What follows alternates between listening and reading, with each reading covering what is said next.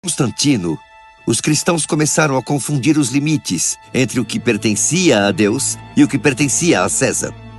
Constantino estava disposto a sacrificar os ensinamentos da Bíblia a fim de facilitar o máximo possível a entrada de pagãos na igreja. Isso inclui a entrada de muitos dos dias santos pagãos para o cristianismo, a fim de tornar mais fácil a conversão dos pagãos. É por isso que muitas datas sagradas do calendário cristão tiveram suas origens no paganismo. Constantino apenas pegou os dias sagrados pagãos e deu a eles um nome diferente, mas manteve suas tradições e símbolos pagãos. Em 321 d.C., Constantino até aprovou uma lei proibindo o trabalho no domingo. A lei dizia: no venerável dia do sol, que descansem os magistrados e as pessoas que residem nas cidades e que todas as oficinas fiquem fechadas. Quando Constantino aprovou essa lei, embora fosse influenciado pelo cristianismo, ele não havia abandonado o paganismo. Provavelmente foi por isso que ele se referiu ao primeiro dia da semana como o venerável dia do sol. O primeiro dia da semana era dedicado ao deus Sol pelos antigos romanos. É o dia que chamamos de domingo atualmente. O que Constantino fez foi cristianizá-lo e depois usar a força do Estado para torná-lo obrigatório. Vejam como os historiadores registraram isso. A igreja fez do domingo um dia sagrado, em grande parte por ser o festival semanal do Sol, e era uma política cristã definitiva assumir o controle das festas pagãs queridas pelo povo pela tradição e dar a elas um significado cristão. 4 anos depois, em Nicéia, Constantino fez o mesmo com a Páscoa, que era originalmente uma festa pagã milhares de anos anterior a Cristo e que era associada ao renascimento e à fertilidade, usando coelhos e ovos como símbolos. No Concílio de Nicéia, em 325 d.C., ela foi adotada como a celebração da ressurreição de Cristo. Foi oficialmente confirmada como uma celebração cristã e ligada ao ciclo lunar. De acordo com a regra da Páscoa, ela deveria ser celebrada no primeiro domingo, logo após a lua cheia, no ou após o equinócio da primavera. O Natal também foi oficialmente adotado como uma celebração cristã durante esse período da história. Ninguém sabe o verdadeiro aniversário de Jesus, nenhuma data é fornecida na Bíblia. Os pagãos celebravam o nascimento de Mitra, o deus do sol, no dia 25 de dezembro. Sob o comando de Constantino, foi aceito como aniversário de Jesus e a igreja em Roma começou a celebrar formalmente o Natal em 25 de dezembro de 336 d.C. E assim, com tudo isso acontecendo, os dois impérios se fundiram.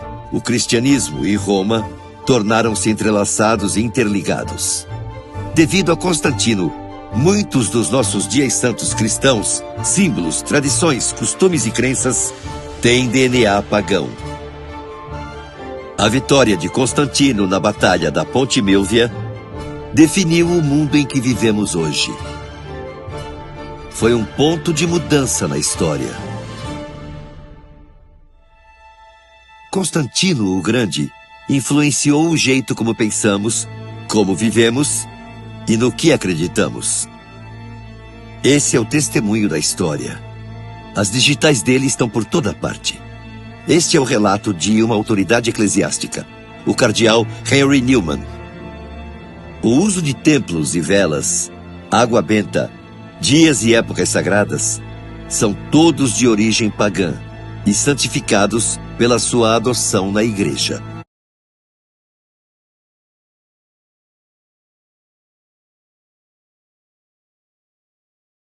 Comemorações de origem pagã. Comemorar o aniversário. Na Grécia Antiga já existia a tradição de comemorar o dia do nascimento, fazendo oferendas à deusa Ártemis. Eles acreditavam que na data de aniversário, espíritos malignos vinham roubar o espírito do aniversariante. Então era feito tortas à base de pão e mel, e colocavam velas sobre o bolo, para espantar os maus espíritos.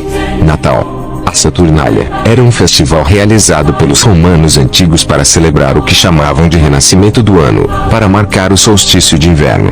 No calendário juliano era celebrado em 25 de dezembro, e a comemoração durava 7 dias, e homenageavam o deus Saturno. Páscoa.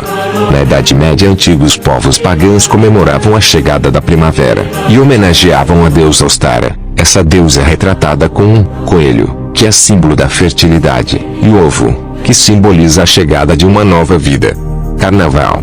Na Roma antiga se comemorava os Saturnais. Todas as pessoas saíam pelas ruas para se divertir e existe uma espécie de carro alegórico que chamava Carnavalis, onde homens e mulheres desfilavam nus. Essa data era em homenagem ao deus Saturno. Halloween. O povo celta comemorava o fim do verão, realizado em 31 de outubro. Os celtas acreditavam que os mortos se levantavam de suas tumbas e se apoderavam dos corpos dos vivos. E para se protegerem desses espíritos, eles usavam fantasias e artefatos sombrios, e também montavam fogueiras. E era servida uma grande fartura de comida, em homenagem ao deus dos mortos. Ano Novo. Os romanos comemoravam o Ano Novo, do dia 22 até 23 de março, data do início da primavera. Homenageavam o deus Jano.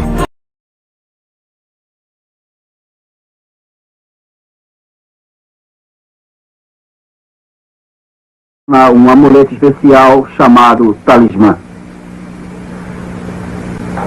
Na Bíblia satânica de Anton LaVey, sobre a divisão chamada Nomes Infernais, eu quero mostrar-lhe algo. Aqui está o deus Mormo, rei dos necrófilos, deus dos mortos-vivos. Os que o seguem são chamados Mormons. Nós não podemos chegar assim a tal conclusão. Poderia ser mera coincidência. Os Mormons são obcecados por genealogia, cerimônias e ritos templários pelos mortos que creem poderem visitar os vivos e que podem converter ao mormonismo até no túmulo. Em chinês, Mormon significa portas do inferno. Por isso os missionários têm problemas em Hong Kong, por exemplo. Evitam o termo Mormon ao tentarem converter os chineses. De fraudes, e também é um líder em número de divórcios, suicídios, abuso de crianças, gravidez de adolescentes, doenças venéreas e bigamia. Há muitos na igreja que têm dificuldades para acreditar nela. Outros não creem sob hipótese nenhuma. Após 5 ou 6 meses dentro da igreja Mormon, meu filho notou seu engano. Uma das coisas que o fizeram duvidar foi a ridícula ideia dos Mormons de alguém tornar-se um deus. O mormonismo diz que incontáveis planetas espalhados pelo cosmos são governados por muitíssimos deuses, que antes foram seres humanos como nós. Há muito tempo, num desses planetas, um deus não identificado e uma de suas esposas deusas tiveram um filho espiritual, chamado Elohim. Depois, esse espírito nasceu de pais humanos, que lhe deram um corpo físico. Obedecendo ao ensino mormon, morrendo e ressuscitando, ele mostrou-se ser digno e foi elevado à divindade como seu pai. Os mormons creem que Elohim é seu pai celestial e que ele vive com suas muitas esposas deusas num planeta próximo da misteriosa estrela Kolob. Aqui, o deus do mormonismo e suas esposas, mediante interminável sexo celestial, produzem bilhões de filhos espirituais. Para decidir sobre o destino deles, o chefe dos deuses mormons convocou um conselho nos céus. Estavam presentes os 2 filhos mais velhos de Elohim, Lúcifer e seu irmão, Jesus. Foi exposto um plano para formar o planeta Terra, onde os filhos espirituais tomariam corpos mortais e decidiríam entre o bem e o mal. Lúcifer apresentou-se para tornar-se o salvador deste mundo. Querendo a glória para si, planejou forçar todos a se tornarem deuses. Opondo-se à ideia, o Jesus Mormon sugeriu dar aos homens um livre-arbítrio como em outros planetas. E foi aprovada a proposta do Jesus Mormon, que se tornaria o salvador do planeta Terra. Furioso, Lúcifer convenceu 1/3 dos espíritos destinados à Terra a lutarem como seus aliados. Lúcifer, então, tornou-se o diabo, e seus seguidores, os demônios. Enviados deste mundo, não teriam corpos de carne e ossos. Os espíritos que não foram valentes na batalha contra Lúcifer foram amaldiçoados, nascendo com pele negra. Assim os mormons explicam a raça negra. Os espíritos mais valentes contra Lúcifer nasceriam em famílias mormons na Terra. Seriam pessoas de pele branca, ou claros e agradáveis, segundo descreve o Livro de Mormon. Os primeiros profetas mormons diziam que Elohim e uma de suas esposas deusas vieram à Terra como Adão e Eva iniciar a raça humana. Milhares de anos depois, Elohim veio novamente à Terra, em forma humana, vindo de sua estrela Colobe, para fazer sexo com a Virgem Maria, a fim de dar a Jesus um corpo físico. O apóstolo mormon Orson Hyde ensinou que Jesus, ao atingir sua maturidade, teve pelo menos 3 esposas: Maria, Marta e Maria Madalena. Por meio delas, o Jesus mormon, de quem Joseph Smith dizia ser descendente direto, supostamente já era o pai de alguns filhos antes de ser crucificado. Senhor nunca se referiu ao pai, mas sim a outro demônio, a Baal. Baal é um teônimo e título honorífico que significa Senhor, o qual foi muito cultuado pelos israelitas, os quais o adoraram como Baal Peor até o tempo de Samuel. Além disso, foi o deus oficial das 10 tribos na época de Acabe. E sucedeu que, como Gibeão faleceu, os filhos de Israel tornaram a se prostituir após os Baalins, e puseram a Baal Berite por Deus. Porque edificaram os altos de Baal para queimarem seus filhos no fogo em holocaustos a Baal, o que nunca lhes ordenei, nem falei, nem me veio ao pensamento. Baal é um demônio, ao qual os israelitas queimavam crianças em holocaustos e sacrifícios em sua honra. O mesmo Baal que hoje é invocado pelos evangélicos como seu Deus, os mesmos demônios que eram adorados no passado são adorados nos dias atuais por católicos e evangélicos, nas figuras de Nossa Senhora e Senhor.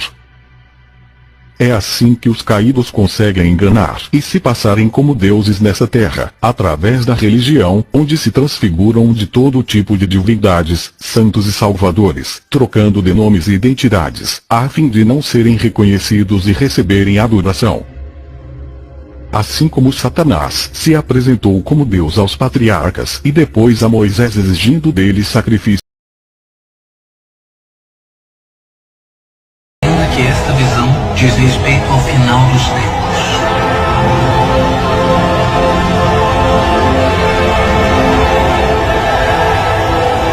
Final dos tempos.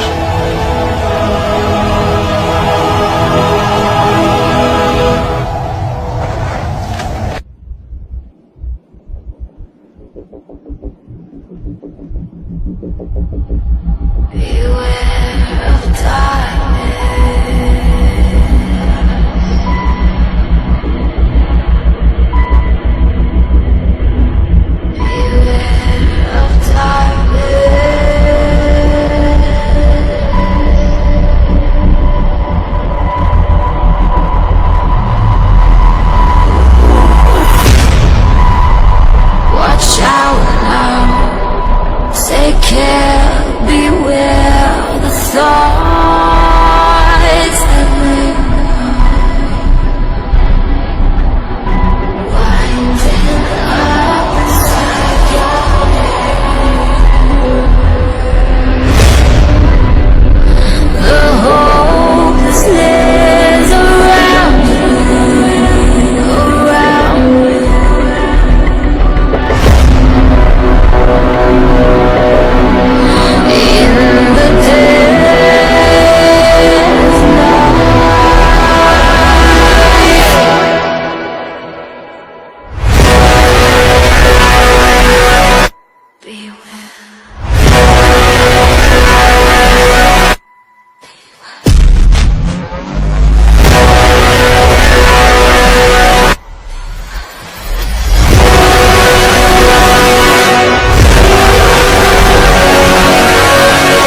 Por que lhes falas por parábolas?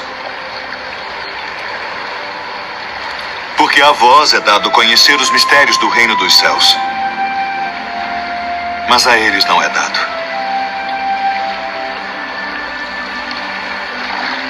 Porque aquele que tem se dará e terá em abundância, mas aquele que não tem, até aquilo que tem, lhe será tirado.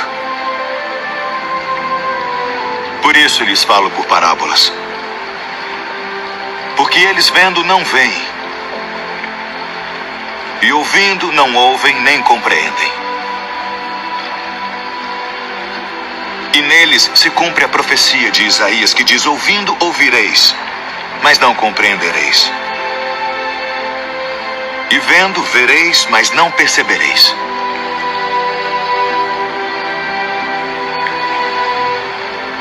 Porque o coração deste povo está endurecido, e ouviram de mau grado com seus ouvidos,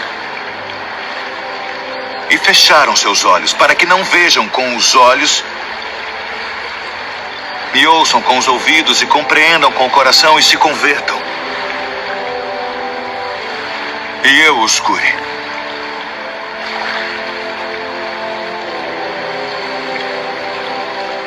Mas bem-aventurados os vossos olhos, porque veem,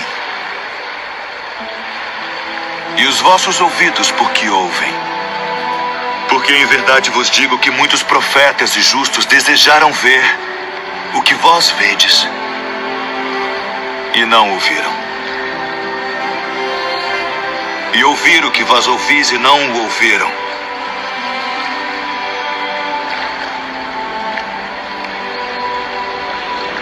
Escutai vós, pois, a parábola do semeador. Ouvindo alguém a palavra do reino, e não a entendendo, vem o maligno e arrebata o que foi semeado no seu coração. Este é o que foi semeado ao pé do caminho.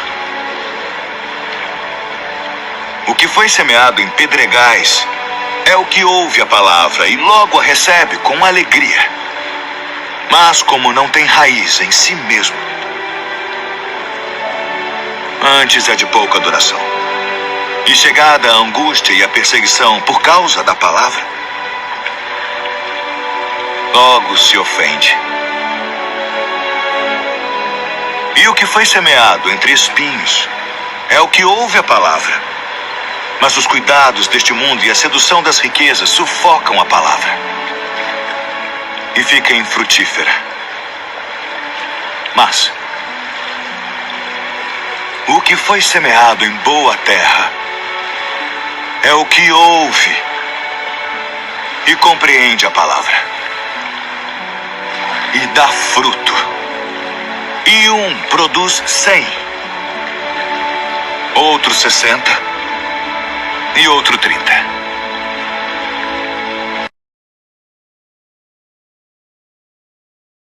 De todos os pecados, esse é o que Deus mais abomina, pois é tirar a glória de Deus e dar a uma imagem que nem pode se mexer, seja animais ou humanos. A palavra diz que Deus não divide sua glória com ninguém. Eu sou o Senhor, este é o meu nome. A minha glória, pois, a outro não darei, nem o meu louvor às imagens de escultura. Isaías 42, verso 8. Em Ezequiel capítulo 8, do versículo 5 ao 17, Deus fala ao profeta que a idolatria é o que tem de pior. O texto é um pouco extenso, mas é bom para o esclarecimento do vídeo. Então ele me disse: filho do homem, olha para o norte. Olhei para o lado norte e vi junto à porta do altar o ídolo que provoca os ciúmes de Deus. E ele me disse: filho do homem, você vê o que estão fazendo? As práticas repugnantes da nação de Israel, coisas que me levarão para longe do meu santuário. Mas você verá práticas ainda piores do que essas. Em seguida me levou para a entrada do pátio. Olhei e vi um buraco no muro. Ele me disse: filho do homem, agora escava o muro. Escavei o muro e vi ali a abertura de uma porta. Ele me disse: entra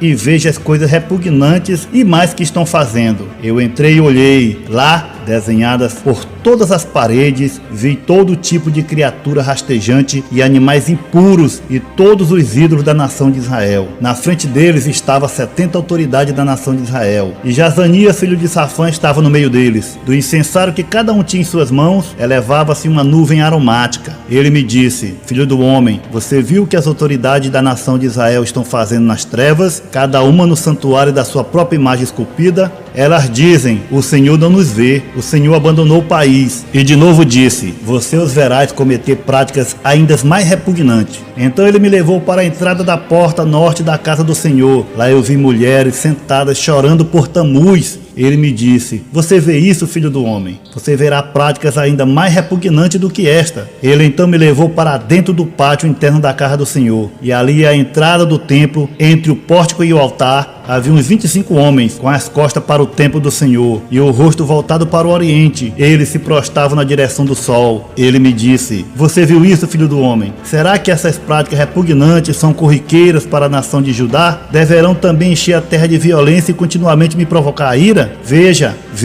eles estão pondo o ramo perto do nariz. Por isso com ira eu os tratarei. Não olharei com piedade para eles, nem os pouparei. Mesmo que grite aos meus ouvidos, não o ouvirei. Aqui é o próprio Deus falando que as maiores abominações é a idolatria dentro do templo, ou seja, dentro da própria igreja. Fala que as mulheres estavam adorando Tamuz. Depois farei um vídeo falando sobre Semíramis, Nimrod e Tamuz. Aqui fala também que os anciãos estavam adorando o sol, mais conhecido como Ra e Mitra. E a parte que ele fala que eles levam o ramo ao nariz, isso aí tem no ritual da maçonaria, onde eles ficam rodeando um caixão e o grão-mestre vai e pega o ramo de acácia e coloca no nariz e cheira. Esse ramo ao nariz é o funeral maçônico, com a adoração a Baal. Qual que é a frase?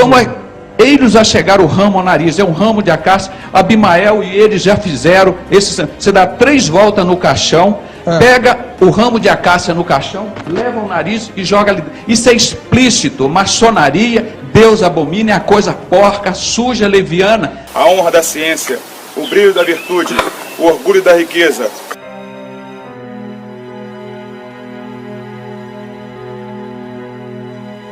Depois também farei um vídeo sobre a maçonaria. Os padres e bispos dizem que não adoram as imagens, mas que veneram. E o que significa venerar? Venerar significa possuir excesso de consideração por alguém, ofertar reverência, sentir ou demonstrar adoração por alguma coisa, cultuar, venerar os santos pagões. Os sinônimos de venerar: reverenciar, respeitar, acatar, adorar, cultuar, idolatrar. Então não deixa mais dúvidas, mas veremos se eles adoram ou não. Olhem essas imagens do Círio de Nazaré, que acontece em Belém do Pará. Vejam a multidão, as pessoas com as mãos levantadas pedindo bênçãos para a estátua de Maria. Ao fundo a música de Roberto Carlos, Nossa Senhora me dê a mão. Nossa Senhora me dê a mão, cuida do meu coração.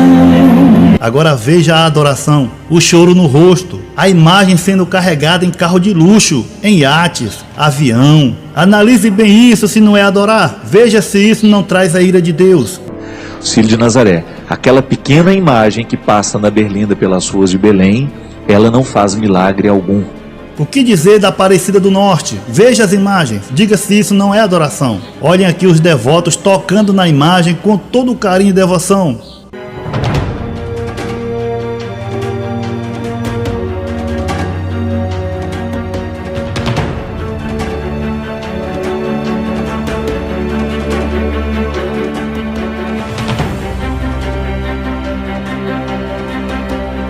Veja o Papa também tocando os pés da imagem, num ato de reverência à imagem. Isso é a mais pura adoração, é trocar Deus por uma imagem que não pode se mover. Agora veja nessa imagem eles adorando ao sol, a Mitra, porque isso aqui é representação do sol.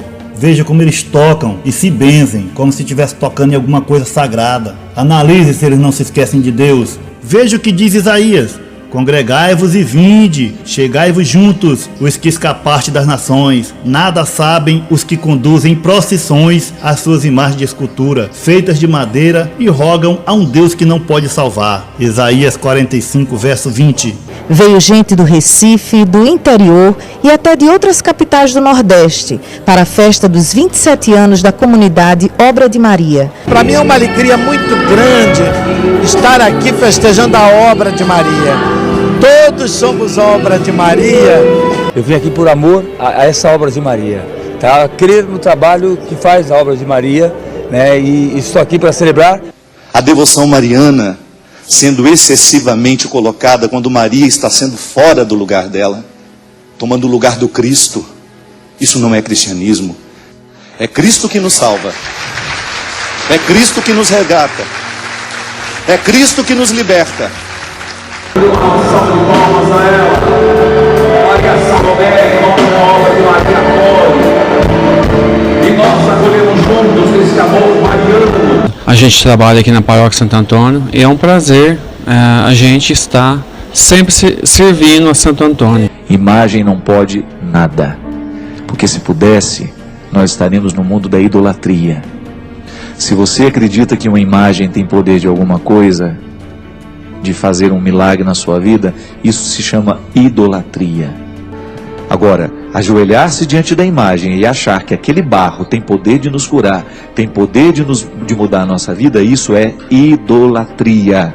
Aí eles dizem que Deus, na época de Moisés, mandou fazer a imagem dos querubins. Também mandou Moisés fazer uma imagem de uma serpente. Por essa razão, eles falam que também podem fazer imagem. Farás para ti 2 querubins de ouro, polido nas 2 extremidades dos propiciatórios. Deus aqui está dizendo, farás para ti imagens. Deus está mandando fazer imagem de querubins, ou seja, de anjos. De certo que Deus mandou fazer essas imagens, mas não mandou adorar. O povo não adorava os querubins da Arca da Aliança.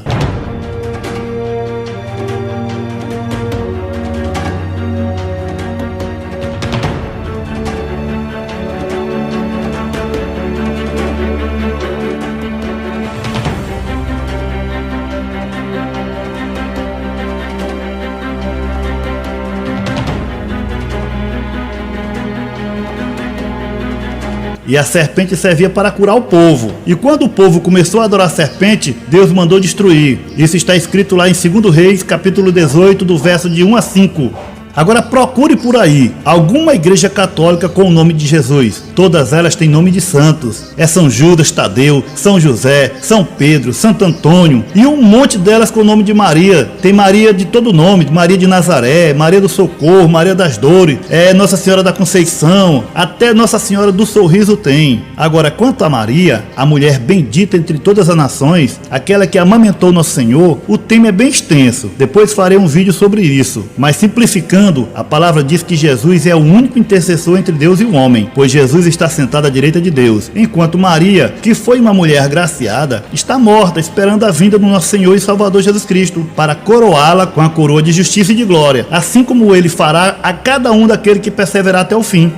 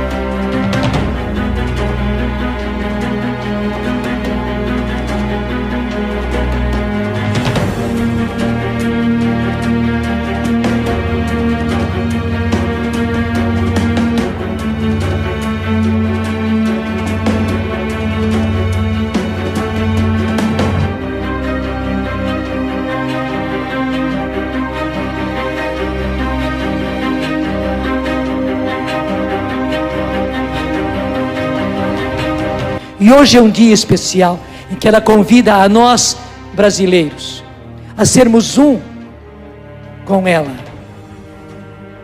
para trazermos de volta todos os seus filhos, principalmente a partir dos seus filhos do Brasil. A igreja nunca idolatrou santo e muito menos imagem. Ô, gente, vamos ser sinceros, nós não somos tão idiotas e obtusos. A Bíblia condena a idolatria. A idolatria. Quando você pega um ídolo e adora. Nossa Senhora não tem poder nenhum. Mas ela vai levar a mensagem. E ela vai levar a mensagem.